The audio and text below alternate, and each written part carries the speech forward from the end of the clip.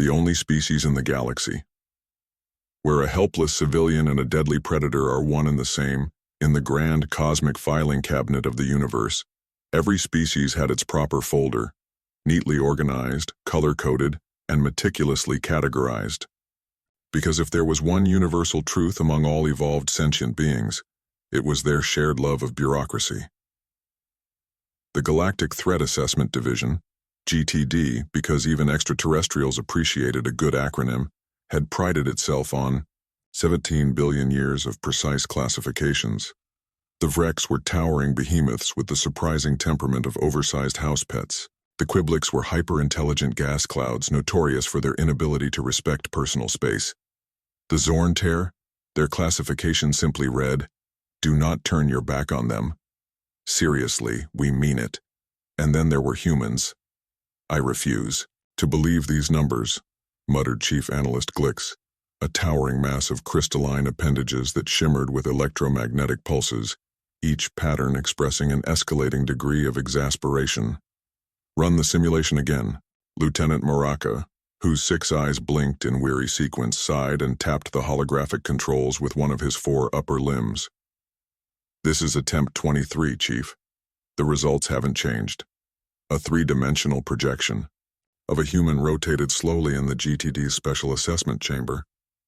A standard-issue specimen, bipedal, mostly hairless except for an inexplicable tuft on its head, soft exterior with no natural armor, blunt teeth, no venom glands, pitiful sensory capabilities, and physical strength that wouldn't impress most. Galactic toddlers. This simply doesn't add up."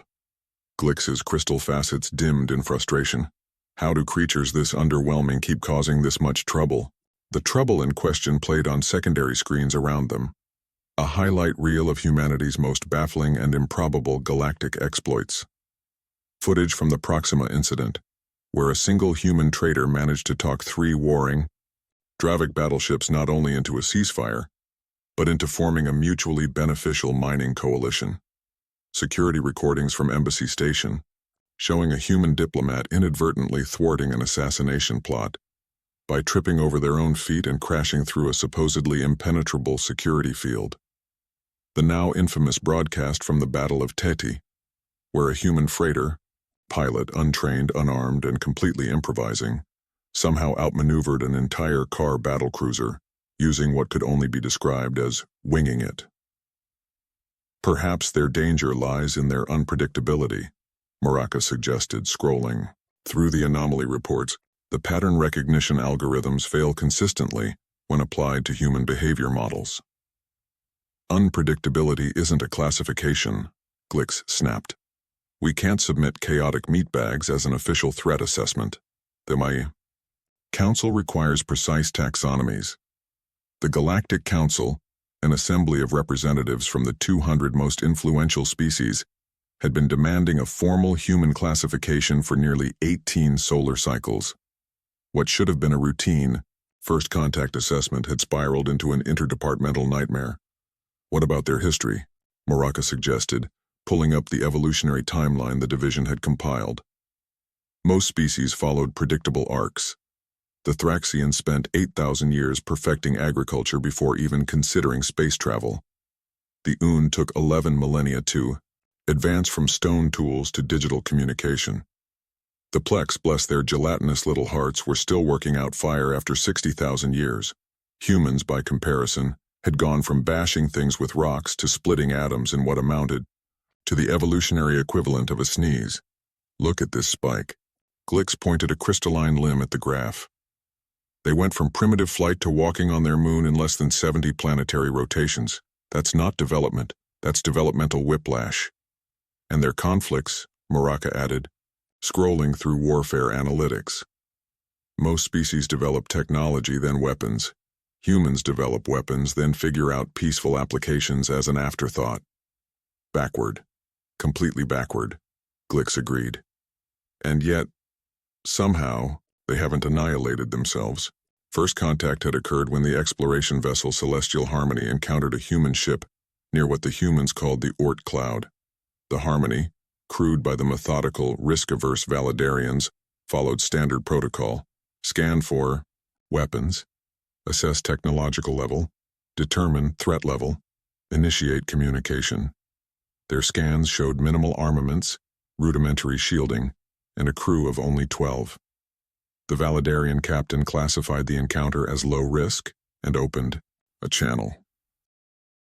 3 hours later, the Harmony was being towed back to the human homeworld, its systems compromised by what the humans called a little programming trick, and its captain thoroughly convinced that somehow these soft, fragile bipeds were the single most dangerous species in the galaxy.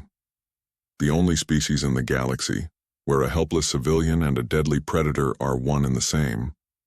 The human vessel was assumed to be merely a scout for a vastly superior fleet lurking behind the nearest gas giant. There was, of course, no fleet. Just a dozen humans with outdated equipment, excessive curiosity, and what the subsequent GTD report described as a disturbing talent for creative truth-bending. Perhaps, Moraka ventured, his mandibles clicking thoughtfully. The traditional threat metrics don't apply to humans. Of course they apply, Glix insisted, his crystalline facets flashing with bureaucratic certainty. The metrics apply to everything.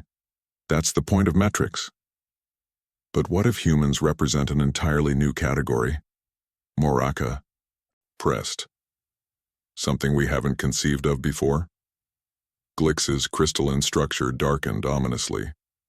Are you suggesting that after 17 billion years, our classification system is incomplete? I'm suggesting, Moraka said carefully, that humans might be a statistical anomaly. Before Glix could express the full depth of his bureaucratic horror at such a suggestion, the communication panel chimed. The Grand Director was calling.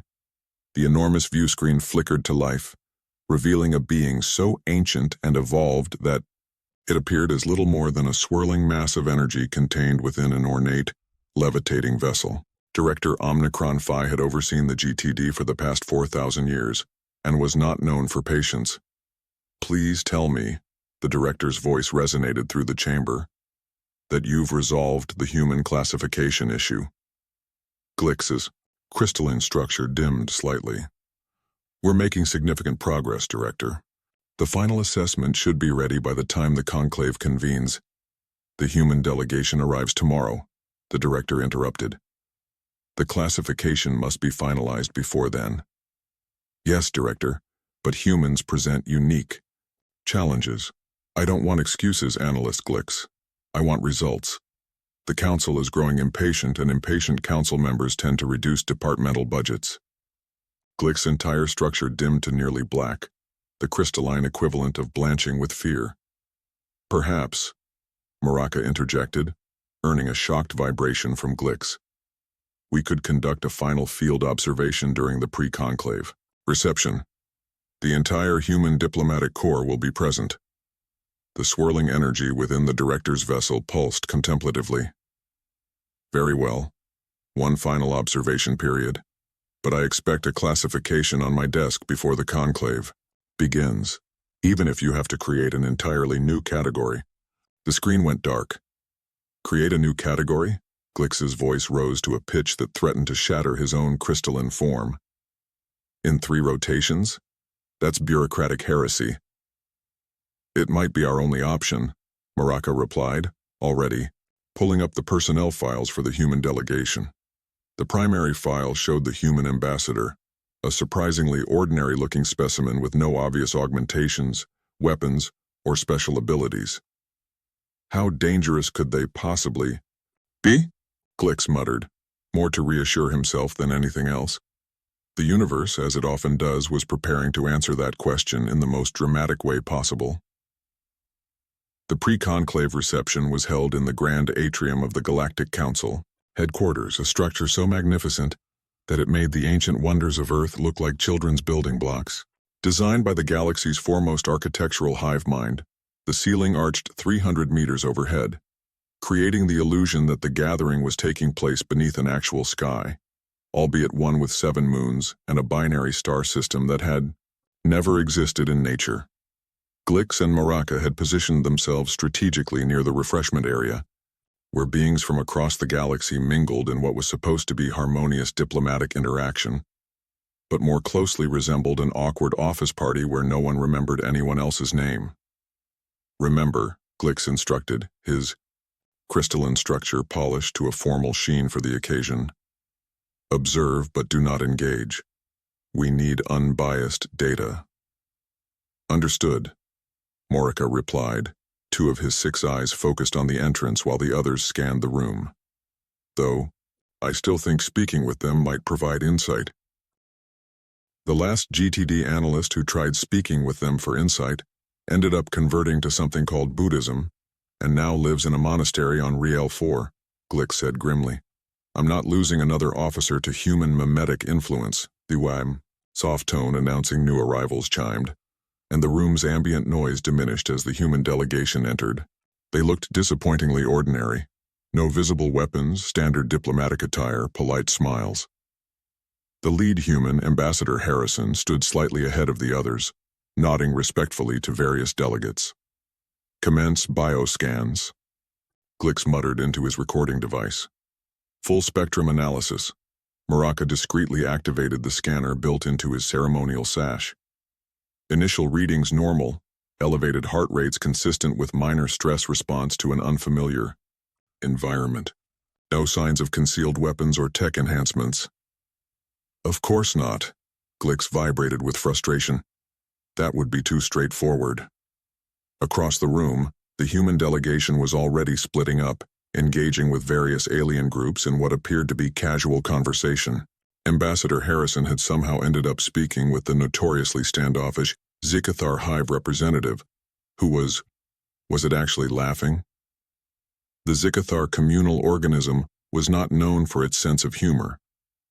Given that it processed emotion through a complex chemical exchange system, it typically took hours to register something as simple as mild amusement. That's not possible, Glick said, his crystalline facets darkening with confusion. The Zikathar don't. Physiologically speaking, the Zikathar could not formulate the chemical compound necessary for amusement that quickly. Perhaps they're faking it to appear diplomatic, Morzaka suggested, his mandibles clicking. In thought, the Zikathar don't fake emotions. They consider it conceptually impossible, Glix replied, his crystalline structure vibrating with frustration. Make a note. Humans are potentially capable of inducing unpredictable chemical responses in chemosocial organisms. Meanwhile, another human delegate, a shorter female specimen with curly hair, had found herself in conversation with the Voxian trade minister. The Voxians communicated primarily through a complex system of patented bioluminescence, an intricate language of shifting lights and colors. Naturally, the human, lacking the ability to glow in response, was instead using a small handheld device to display an array of colors and patterns. The Voxian minister pulsed in what appeared to be delighted surprise. They've developed a translation algorithm for Voxian light speech? Morzaka asked, mandibles clicking with professional admiration. That's quite advanced for their technological level. Glix zoomed in with his sensory facets. That's not a diplomatic translation device. According to my scan, it's something called a smartphone, running an application called Disco Party Lights. Morzaka blinked his 6 eyes in confused sequence. They're using a recreational program to conduct complex trade. Negotiations? Apparently, Glix replied. They're renegotiating rare earth mineral tariffs using a series of rhythmic light patterns typically employed at human entertainment gatherings. And the Voxian understands this? Glix checked the biochemical readings. Not only does the Voxian understand it, they're offering a 12% reduction on previous rates. Morzaka made another note. Capable of improvising communication methods across fundamentally incompatible biological systems. The situation only grew more baffling.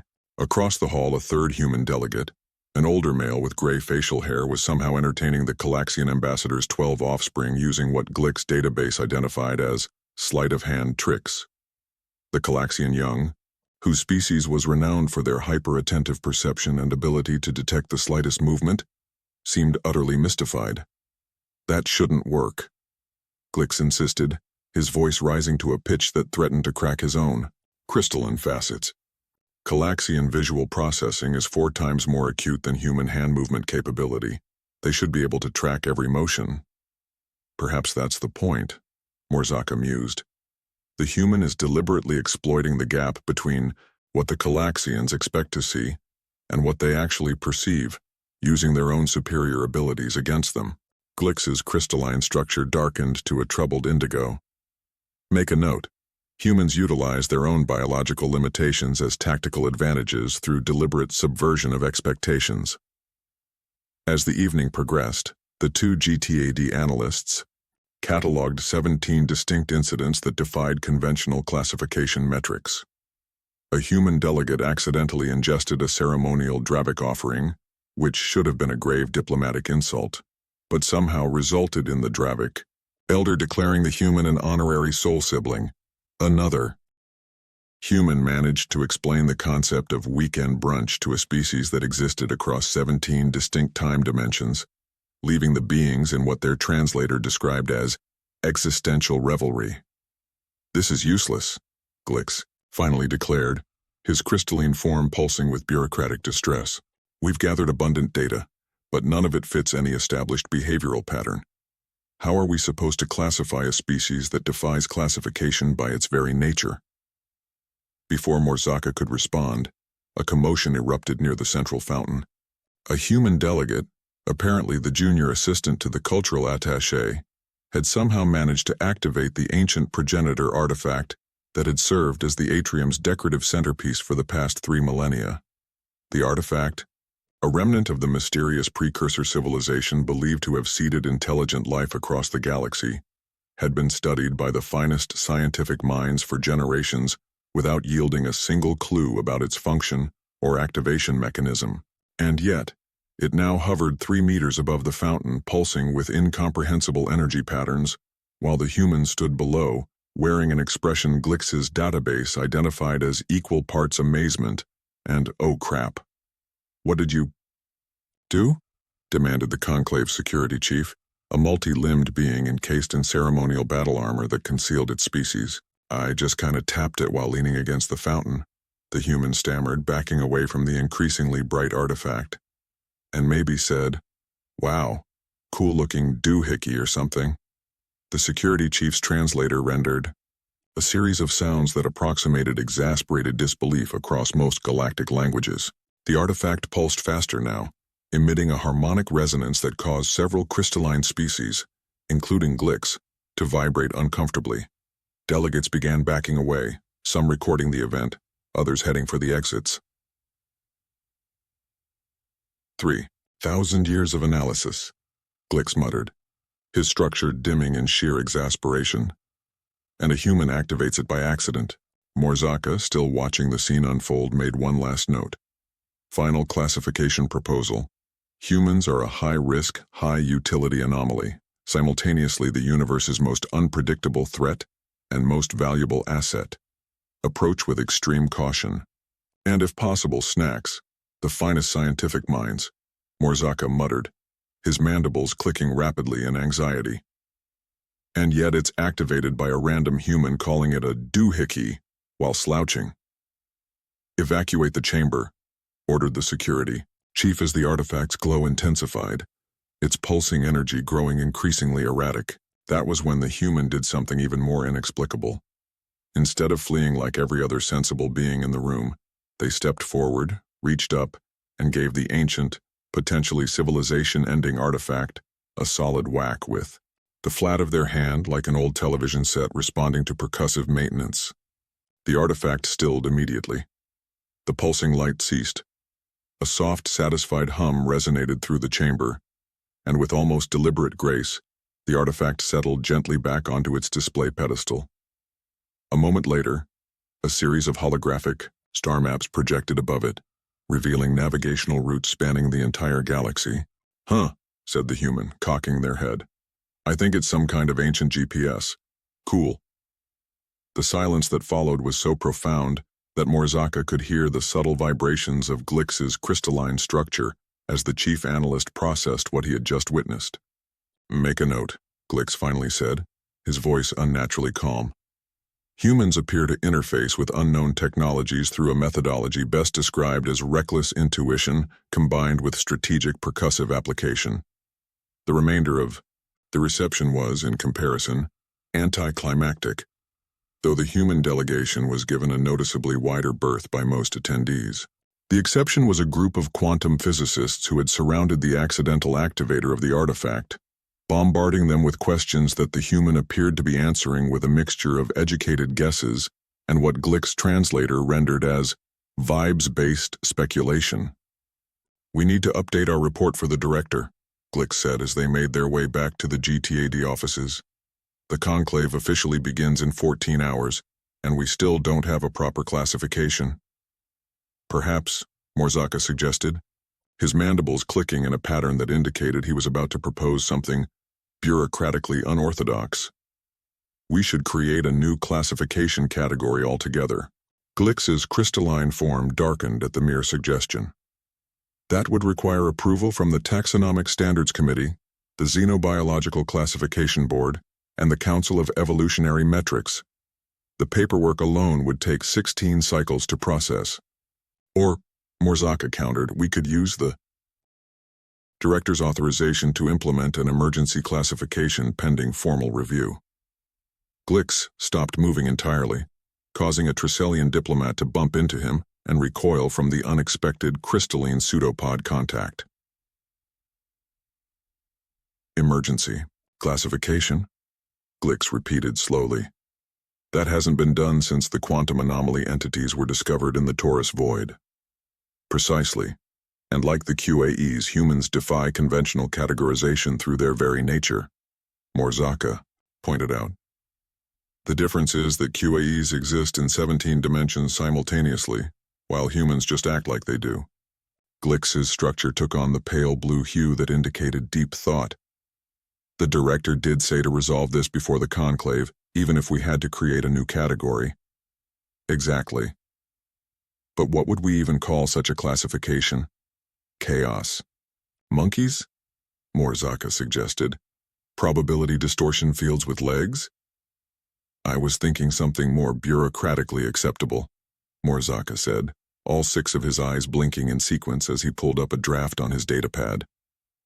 "Something like paradoxical threat entity, species displaying minimal offensive capabilities paired with maximal disruptive potential through unpredictable interaction vectors." Glick's crystalline form brightened slightly. "That almost sounds official enough to pass preliminary review. Add enough subclassifications and statistical appendices and no one will question it," Morzaka agreed, already typing. "We can backfill the formal research parameters after the conclave." As they entered the GTAD offices, emergency alerts were already flooding in from the reception. The artifact, apparently still processing whatever the human had done to it, was now projecting what appeared to be a galactic treasure map leading to other progenitor sites. 3 species had already lodged formal claims to exploration rights, and the conclave agenda had been updated to add an emergency session on previously dormant precursor technology rights and responsibilities. "Make a final note," Glick said, wearily as they prepared the report for the director. "Humans not only generate chaos but appear to catalyze previously stable systems into states of dynamic complexity through their mere presence." "Already noted," Morzaka replied, mandibles clicking in what might have been amusement under the subsection, "Why we should consider just giving them whatever they want and hoping they stay on their own planet for once." Glick didn't argue. The galactic conclave began with its traditional ceremonial tedium, while Glick and Morzaka stood rigidly in the director's observation box, awaiting judgment on their hastily assembled classification report.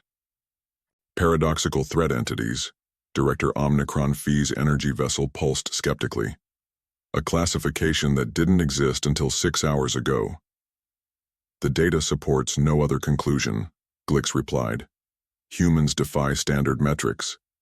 They are simultaneously the least threatening and the most unpredictable species we have ever encountered." "Fine. Provisional approval," the director conceded, "but you two are responsible for the human delegation. Any incidents are on you." Glick's crystalline structure dimmed to a worried lavender. "Define incident." "You know perfectly well what constitutes an incident," the director replied before drifting away. Below, the formal introductions were underway. Each species received their proper taxonomic designation until the United Delegation of Earth was announced. Paradoxical threat entities. Classification pending formal review. A murmur rippled through the chamber, and on the floor one of the human delegates turned to their companion, grinned, and whispered, "Nice. That means we can make up our own rules, right?" The assembly chamber buzzed with anticipation as the human ambassador rose to address the conclave. His expression was unreadable, his demeanor smooth and composed, as if being classified as a paradoxical threat entity was not an alarming designation, but rather an honor. "We thank the conclave for acknowledging Earth's unique status," he said with a diplomatic ease that suggested this was exactly the outcome his delegation had hoped for. Glix vibrated in disbelief, his crystalline form shifting in pulses of deep indigo. "Did they just turn administrative confusion into a diplomatic advantage?" he muttered. Morzaka, already adjusting their ongoing report, clicked his mandibles in the pattern that signified professional resignation. Adding it to the report, he confirmed.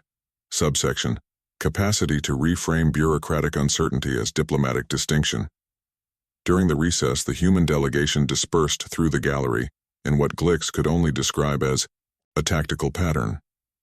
Each human embedded themselves among different species clusters, implementing a distributed diplomatic strategy that was disturbingly effective. Within minutes, they were sharing cultural stories that contained conveniently relevant parallels to ongoing interstellar disputes, subtly reinforcing alliances. They handed out small souvenir items that various delegates accepted with surprising enthusiasm. Within an hour, representatives from 17 different systems were proudly displaying Earth insignias, creating the visual impression of widespread allegiance.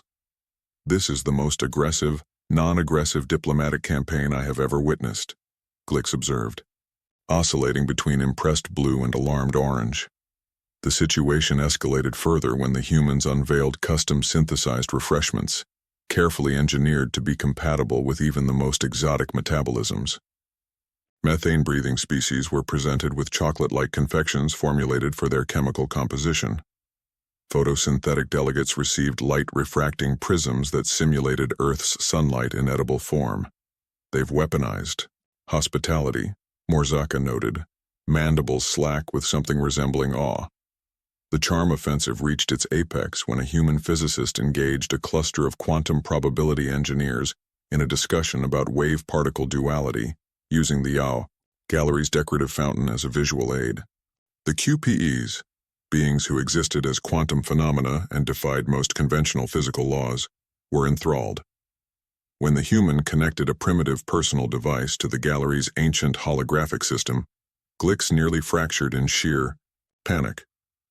But instead of a catastrophic system overload, the resulting projection extended across 12 sectors of the city, generating a spontaneous interspecies symposium on theoretical physics. Species that had been adversaries for centuries found themselves engaged in deep conversation, temporarily united in shared intellectual curiosity. "I see diplomatic chaos," Glix lamented as the director reappeared. "I see diplomatic opportunity," the director corrected. "If humans consistently transform potential disasters into breakthroughs, perhaps paradoxical threat entity is exactly right." He pulsed in a tone of finality. "Do not prevent human incidents. Document them." As if to reinforce the point, the gallery's artificial gravity briefly hiccuped in response to the ongoing physics demonstration. Glix emitted a resigned hum. A single unarmed human had inadvertently reactivated ancient technology, while explaining concepts that most of the audience intrinsically understood better than he did. And in the depths of the galactic database, a new classification was quietly approved. The final day of the galactic conclave arrived with the traditional air of bureaucratic exhaustion. Delegates shuffled, slithered, or quantum-tunneled into the grand chamber, their initial enthusiasm for interspecies harmony dulled by 4 solid days of policy discussions, trade negotiations, and cultural sensitivity workshops. All except the humans. They bounded into the chamber with undiminished energy, as if they viewed sleep as an optional activity rather than a biological necessity. How are they still functioning? Glix asked, his crystalline structure dulled to the matte finish of analytical fatigue. They consume a bitter brown stimulant solution at regular intervals, Morzaka replied, mandibles clicking in what might have been concern. My chemical analysis suggests it is mildly toxic to their systems, yet they appear to derive energy from it. Add it to the report, Glix sighed. Subsection: Metabolic paradoxes, deriving functionality from toxicity. The GTAD analyst had been meticulously documenting human behavior throughout the conclave, assembling what was undoubtedly the most comprehensive database on human diplomatic patterns ever compiled. Their findings were as impressive as they were unsettling. Humans had initiated 37 separate diplomatic exchanges that led to progress on issues previously considered intractable. They had formed cultural bonds with species that evolutionary biology suggested they should find repulsive or terrifying.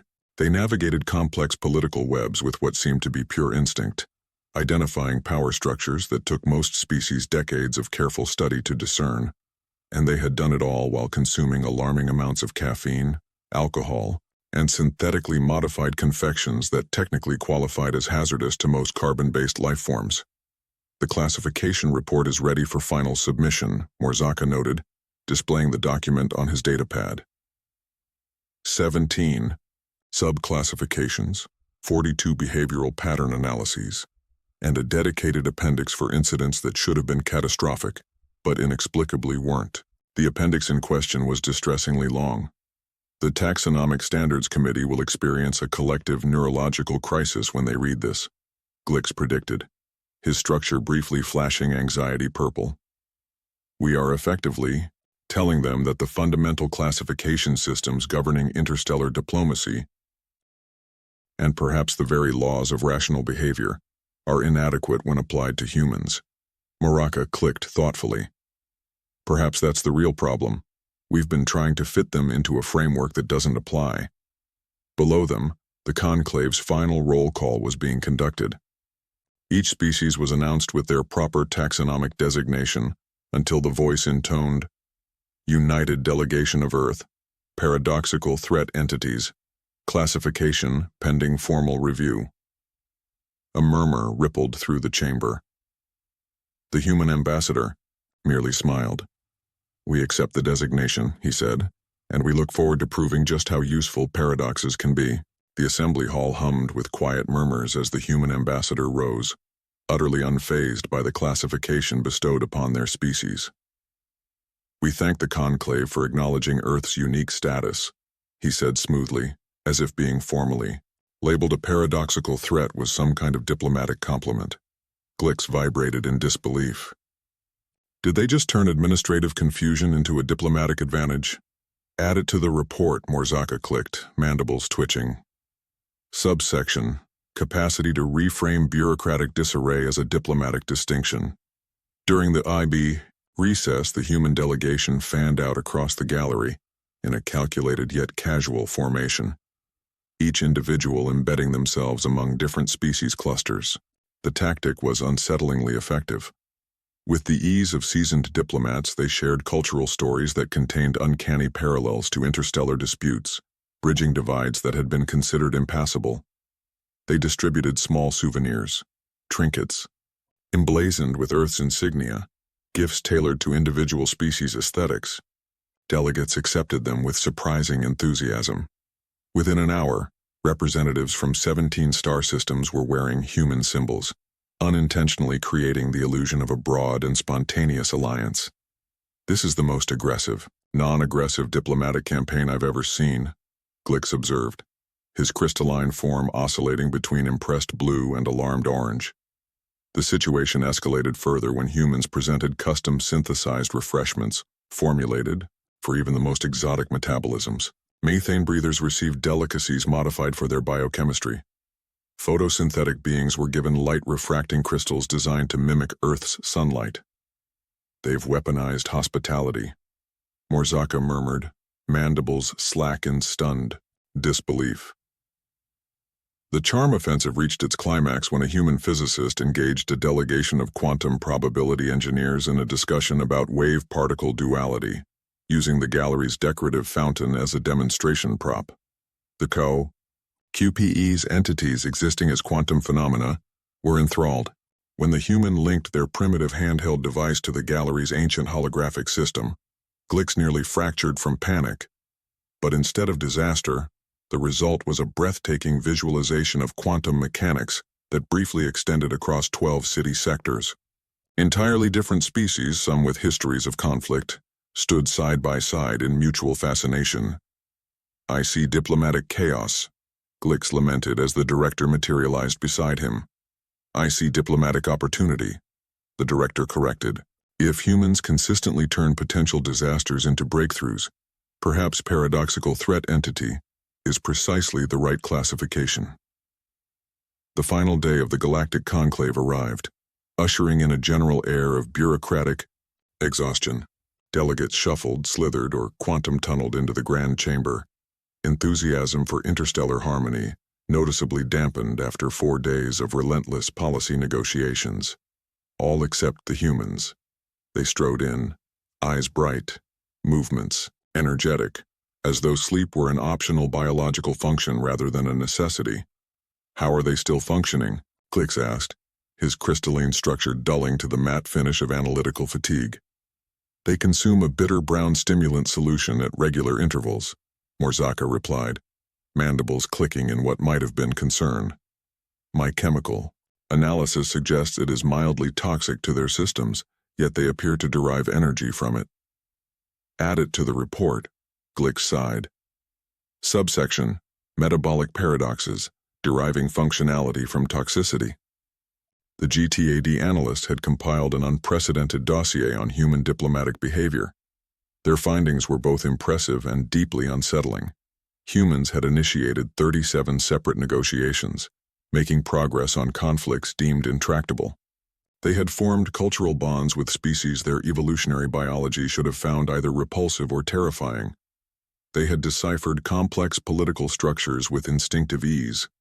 And they had done all of this while consuming staggering amounts of caffeine, alcohol, and synthetically produced confections classified as toxic to most carbon-based life. "The classification report is ready for final submission," Morzaka noted, scrolling through the extensive document. 17 subclassifications, 42 behavioral pattern analyses, and an appendix of incidents that should have been catastrophic, but somehow weren't. "That appendix is disturbingly long," Glix muttered. "The Taxonomic Standards Committee will have a collective neurological event when they see this." "Perhaps that's the point," Morzaka suggested. "Our classification system has worked flawlessly for predictable species. Humans are functional chaos incarnate." Before Glix could respond, the Grand Arbiter called the final session to order. The agenda was mercifully brief. Final voting on resolutions, ratification of treaties, and formal recognition of status changes. Then came the moment of truth.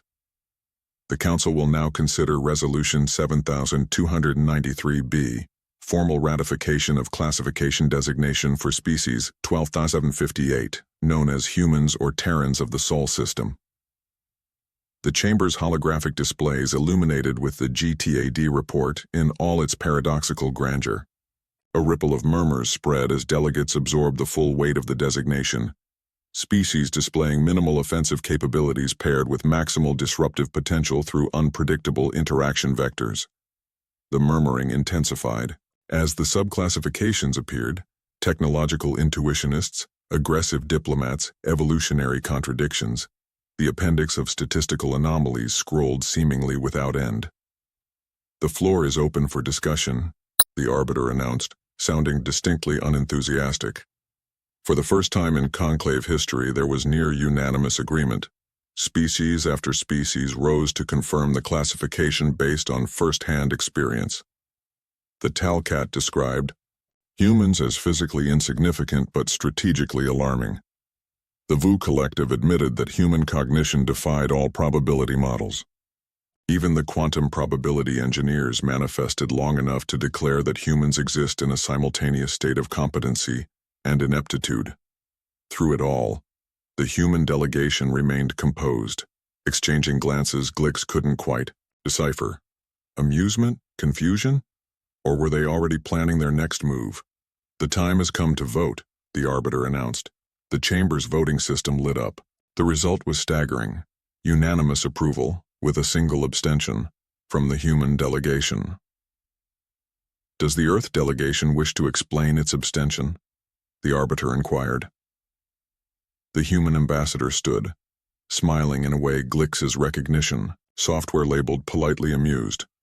We thank the conclave for this thorough classification, he began. We abstained not out of disagreement, but because voting on our own nature seemed philosophically problematic. However, we do have one small request. The chamber tensed. Human request had a certain reputation. In the spirit of interspecies understanding, we invite the conclave to send a delegation of classification experts to Earth to explain this fascinating new designation to our people directly. Glix nearly shattered from stress. They want us to justify our conclusions to several billion paradoxical threat entities, Morzaka whispered. And in the galactic records, a new classification took its place, both a warning and an invitation. Humans, the only species where unarmed civilian and deadly predator were paradoxically the same thing,